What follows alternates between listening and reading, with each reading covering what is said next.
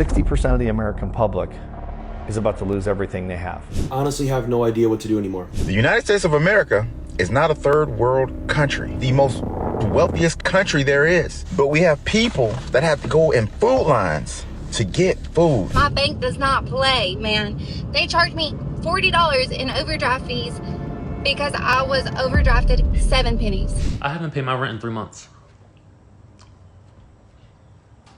I got food in the fridge though. My car is downstairs and I can get back and forth to work, but I haven't paid rent in 3 months. Most likely, and I understand we're all struggling. I mean, cost of living is crazy. But bro, if you are not paying your rent, eventually you will be kicked out. I mean, hopefully you're applying for some kind of relief, whether you are having some issues. Obviously it's financial, but the fact that you are not able to pay your rent in 3 months, you're not smiling or laughing. So again, you got to take a lot of stuff you see on social media with a grain of salt of, is this really the person struggling? Because if I'm behind in 3 months, I'm not laughing or joking about it. Even if you think that what you're doing, it makes sense in terms of, well, there's other priorities. Usually, like for me, for instance, I would pay my rent over my car note because you can live without a car. Being homeless seems like a bigger issue than the car. But I know it depends on certain situations or certain areas where you need a car to move to go anywhere and people will live out of the car. I rather have a roof over my head over a car. I'm not saying this to flex at all, I'm not, but what else am I supposed to do? Like, I can't afford it because bills keep coming out. Rent is already high. Like, I need to eat, okay? I need to do what I need to do to take care of myself. So I'm not paying it. And you know, these jobs don't care nothing about your personal life. Like, all they care about is you showing up on time, doing your 8, 10, 12 hours, however long you have to work. And then that's it. And then you do it all again the next day. Like, you shouldn't think that a business would care about you. You care about you. Is a business. They need your work. They need what you can bring to the table. Obviously your skills, and you provide a service, you're providing value, they pay you.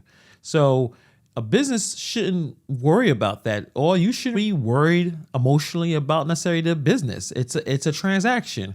So they shouldn't necessarily care. I mean, if maybe you're looking for more money, then that's when you ask for a raise. You are letting them know that I'm providing the kind of skill set that I should get paid more for this. But to think or try to have this emotional attachment to a business that, you know, it's really transactional, I think you are setting yourself up for failure in that aspect. I'm burnt out. I'm tired. Like, I'm not about to be working 6 other jobs just to be able to pay my rent. Call me crazy if you want, but I'm still here. So we're gonna have to see what happens in the next 30 days. So most likely you will be receiving a notice of eviction. First comment, the best one, rent always comes first. Everything else can wait. You need a roof over your head. I mean, I think you rent and food over your car note. I know it sucks because when you're not paying your car note, you are going to get yourself into trouble. But to think that you don't need a home to live in doesn't make a lot of sense to me. Yep, you need to pay for housing first. Eviction is no joke. Dude, why am I more nervous than you are? Yeah, no, I prioritize rent over any other bill. It's getting cold outside. Go make an arrangement with them people. At the 60-day mark, they will contact an attorney. The attorney will get the paperwork available. Eviction will come soon. So you need that rent to have a place over your head, especially when the winter is here. Not a good move, in my opinion. I honestly have no idea what to do anymore. I'm sitting here, it's almost midnight. I've been scrolling for hours, just looking for jobs, like extra jobs. I work 2 jobs right now, and I feel like I can't even afford, you know, what I'm trying to pay for. My rent's so expensive. You know, I go to the grocery store today, I get bread, peanut butter, jelly, and milk, and it comes out to almost $18. $18 for sandwich ingredients. I mean, we got to a point where even having multiple jobs, you're still broke. You're still struggling. Me living in New York City, I do have 2 jobs. I'm doing this, obviously on YouTube, and I am walking dogs. I work every single day just to have a comfortable lifestyle. I mean, I'm not struggling by all means, but if I had one of these jobs, I definitely would have to cut back significantly on certain things or certain bills. So I think everyone here, even on YouTube, have some kind of side deal, or they still have a day job because everything is so expensive, and how you can go to a grocery store, buy just 4 or 5 items, and you see the price when you see it at the register, and you just will lose your sanity because of how expensive everything is, especially just a couple of years ago. Before the pandemic, things were not this bad, and they weren't great either, but we jumped the shark on this situation. Without any protein and milk. I mean, my phone bill's expensive, gas is expensive, and I'm just like, man, I'm a 28-year-old. I'm out here in Oregon, and I honestly don't even know what to do. Something needs to change. Something must change very, very fast, or I honestly, I don't know if I'll be able to survive this. We're in this together. It's going to be okay, but we really got to ride this out together. And this is the reason why certain candidates have been elected. So in New York City, you have Zohran Mamdani. You see what's going on in Seattle with Katie Wilson, and people who have their issues with socialism and how it's not a really effective way of having economic prosperity, in my opinion. I think in the opinion of many others, when you are leaving the government to do the heavy lifting, and instead of using the free market, regulate everything to the death of it. You see what's going on in Chicago, where Brandon Johnson wants to tax businesses that have over a certain amount of employees. They need the money because they're in a heavy deficit. And I think a lot of people are so desperate, they have jumped onto the socialism spectrum because they don't see a way out of this. They're looking at, these mortgages, 50-year mortgage at this point now. It is to that famous line that you will own nothing and be happy, because at this point, everything is so ridiculously expensive and people are losing hope. Honestly, having a job or not having a job are pretty much the same at this point. You either have the 9 to 5 and you're miserable and you still have no money. By the way, you're probably looking for a second job. I know lawyers who are looking for second jobs. That's how bad it's gotten here. Or you don't have a job and you're searching for a job, you're sending out the resumes, getting ghosted, having to go through 10 rounds of interviews just to be ghosted or told, oh, we hired internally. It's also infuriating. You're basically broke either way. I think the solution is to just do what you want.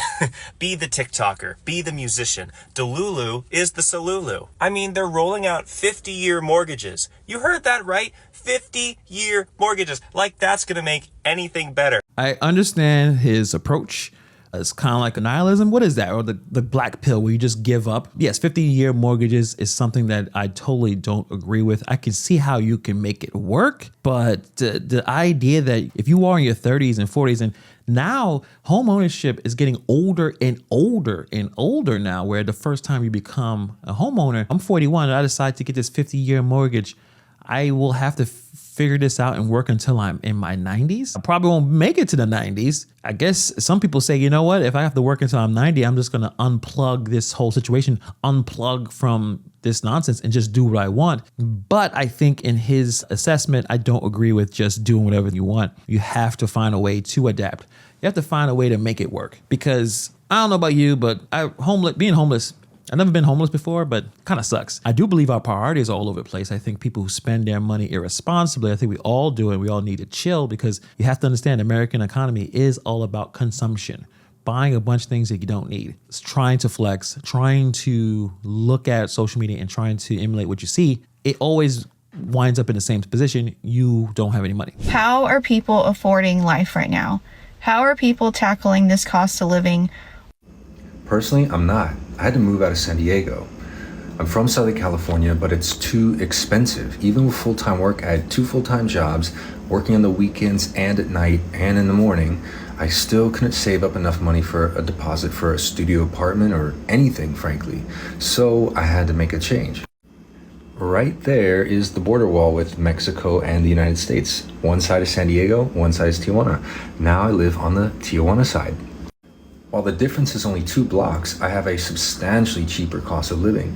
Currently, I'm renting a studio apartment for about $100 a week. I've seen comparable priced places going as far as a 2-bedroom with the same price point, $400 or $500 a month. The same kind of place in San Diego, 2 blocks away, would cost you upwards of $1,500 to $2,000 or $3,000. So you see what's going on with the idea of just adapting. This dude just moved 2 blocks and his whole financial life just got like a patch update. It's an improvement. It's crazy. Just 2 blocks. America says, well, you can't afford this rent. Leave the map, cross the border, and you can just restart the entire mission. You know things are bad when Americans start moving south for economic opportunities. That's that this whole simulation is glitching a bit here. But shout out to him for figuring it out. I think a lot of it is taking some time to figure it out. What can work? What's something that I can do differently that I didn't think about before, and really sitting there and trying to figure out what adjustments can I do. I mean, 2 blocks away, yes, he's in a different country technically, but he's saving thousands of dollars on rent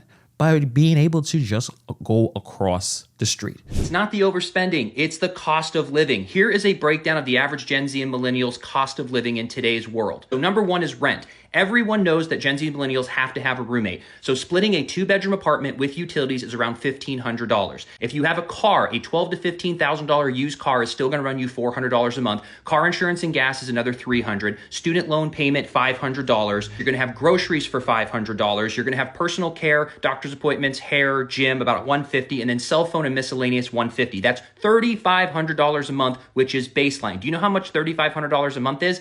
$70,000 a year, or $34 an hour. Because after you take out taxes, put $300 for health insurance, and do a healthy $500 401k contribution, that leaves you at $3,500. This is no fun, no savings, no maintenance, no clothes, no kids, no traveling, no vacations, no bachelor parties, no weddings, no funerals, no clothes, no school supplies, nothing. And this is paycheck to paycheck. And on top of it, they're holding $40,000 of student loan debt, a $15,000 car, and if they ever wanted to buy a house with closing costs and the down payments, another $50,000. So they need $105,000. So even if they were somehow able to scrounge up after $70,000 of paycheck to paycheck, $5,000 to go to a concert, to have avocado toast, whatever it is, $5,000 a year, it would take them 20 years to pay off this debt and save up for a house. 20 years of living with the roommate where that rent's going up, and they're making $70,000 a year as a college graduate. The average person in this country makes $50,000. It is not the overspending. I think that's the reason why people are not having children. Obviously, people are not purchasing homes because of how things are, and they're very expensive. I do believe that people still spend money irresponsibly. You know it, I know it. Check the line when the latest iPhone comes out. Check the arenas when you're about to see some kind of concert. There's thousands of people there. All don't have any money, but they're spending the money. People driving really nice cars that they can't afford. People buy things all the time they can't afford. Buying things over emotion and not about logic. Bro, if I knew how bad the economy was going to be up to date, I wouldn't have been riding no bikes, playing no video games. I would have bought a house when I was 10. They did a study based on today's economy. Like, what should minimum wage be based on today's economy to make sure an American is comfortable living a day-to-day life, like with the prices, how the prices is up to date. Bro, do you know how much they say you need to make an hour to be comfortable around this motherfucker? $66 fucking an hour. $66 an hour, bro. Who the fuck making that? That ain't even the kicker. You make $66 an hour. You work 40 hours a week. At the end of the month, guess how much you gonna have in whole? 10 bands. Oh no, but don't think you taking the whole 10 bands. You forgot about Uncle Sam. You're going home with 6,500. Maybe a 7-ball if you lucky. Okay, so eliminate all the bills and life expenses from that 6,500. You left, even motherfuckers who making $66 an hour after paying all their bills and life expenses at the end of the month, they only gonna be able to save a band or two a month. So regular motherfuckers like me and you was just cooked. We po. We just, at this point, we just on the internet seeing who can be po better. So in New York City, a single person with an annual salary needs to make about $137,000 to be comfortable. Or 2 adult household with 2 children need a combined income over $300,000. So these figures are based on the 50-30-20 rule for budget, 50% on needs, 30% on wants, and 20% on savings and debt. So New York City is extremely, extremely expensive. Many people are not even making $25 an hour. $100,000 is the new poverty line. It depends on where you live. New York City, making $100,000 a year, you're not rich. You're just able to live. You're able to do some things. But if your lifestyle creep comes in and you bought a little bit of extra things you didn't need, and you're not living below your means, you're just struggling. You're basically up paycheck to paycheck like everyone else. Just stepping outside costs $100. We surviving, not thriving. We were flexing making $25 an hour plus 10 years ago, but nowadays $25 an hour is more like making $8 an hour. At this point, I'd rather laugh from keep from crying. So it's definitely something that is just, everyone is dealing with. Everyone's worried about, how to survive. I had to get a second job, and trust me, it's ghetto. I'm tired. Let me go to sleep. I work 11 to 7 a.m. tonight. Tough situation. I mean, those overnight shifts are a battle to deal with. Let's say the quiet part out loud. I think everybody at this point is just surviving. Every week I go to the grocery store, the amount of money that I spend is insane. I feel bad for folks that can't go into houses because it is not affordable anymore for folks. Luckily for me, I've been able to own 2 houses. I feel bad for younger kids that their parents don't have the money, or they didn't get any type of financial backing for college because college is not affordable. We got to really look at the system that's going on right now. You have an average American that's barely surviving. I'm at the gym right now, and I passed a food line. Say this out loud. We have a food line in the United States of America for people who can't get food. The United States of America is not a third world country. It is the most wealthiest country there is. But we have people that have to go in food lines to get food. Just think about that for a moment. If you are in New York City, you're in Brooklyn, I see food lines all the time. But this is the most expensive place to live in the country. In New York City, I think San Francisco's up there. There's some other places that are very expensive. And we don't know the stories of every person that's on that food line. Is it based on their decisions, what they did wrong, or is it something else? You could say the system. So when we start talking about the system, like what are we really talking about? Are you trying to transform the system? I believe in terms of the country and what we spend our money on, we have a spending problem, not a revenue generating problem. I mean, just thinking about the amount of money that we send overseas to other countries while the people here don't have the things we have. I think that if we truly cut a lot of the fat out of a lot of these budgets from these governments, especially local government, the amount of money that we're all putting in taxes, are we getting the benefit from it? I would say no, not at all. The only solution that I hear is, well, let's tax more. Like, how about we don't do that? How about we truly have transparency, a true audit, and cut some of the spending that's happening and put that to other more efficient ways? I think that's what we should be doing. But the problem is power and resources are being wrapped up by a very few amount of people, and they're not really looking to change anything. I think most of the politicians in the country want the status quo. They don't want a big change because that messes up corporate money and backings of very powerful people up top. The United States of America. Folks, the system is broken. Whether you like it or not, it is what it is. At some point, as a country, somebody got to stand up and say enough is enough. We got to support each other. 60% of the American public is about to lose everything they have. People living paycheck to paycheck are about to go broke. The GDP numbers came in yesterday, and of course the economy receded, which I predicted 2 months ago, and people laughed. Mark my words, the second quarter is going to be far worse. Tariffs on Chinese products at 145% are about to kick in, which means everything you buy from China on Amazon or elsewhere is about to go through the roof. Grocery store shelves are starting to empty at Walmarts across the country. And of course, grocery prices continue to soar. People who've been financing groceries on credit are starting to default on those payments. We are about to see an economic catastrophe. If you're in this 60% that has little or no money, please stop spending money. Protect your family. Trump does not care about you. Even if you voted for him, he's a billionaire. He won't suffer, but you and your family will. Please protect yourself. 60% of the American public is about to lose everything. 60% of the That line right there, protect your family, I definitely agree with that. America feels like a game that just like every update makes things worse. Regardless of politics, I think his idea or his strategy of really protecting the amount of money you currently have is extremely important.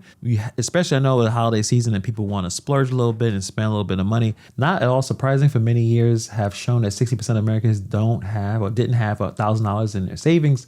Add inflation, tariffs, a spike in unemployment, etc., and whatever buffer folks had vanished. The average healthcare cost is about to increase by $10,000 per household. Have y'all ever heard the saying, living paycheck to paycheck? Well, if you don't know what I'm talking about, let me put it in perspective for you. I had $1.83 in my bank. I just swiped credit at the gas pump so I could get $10 for gas because I was on E, my friend. And hopefully in 2 business days, I get that $10 back in my account because my bank does not play, man. They charged me $40 in overdraft fees because I was overdrafted 7 pennies. I ain't even playing it. Banks do not mess around with their money, even if it's 7 pennies. So, all that to say, please hit all these buttons so I can get TikTok paid and get my $10.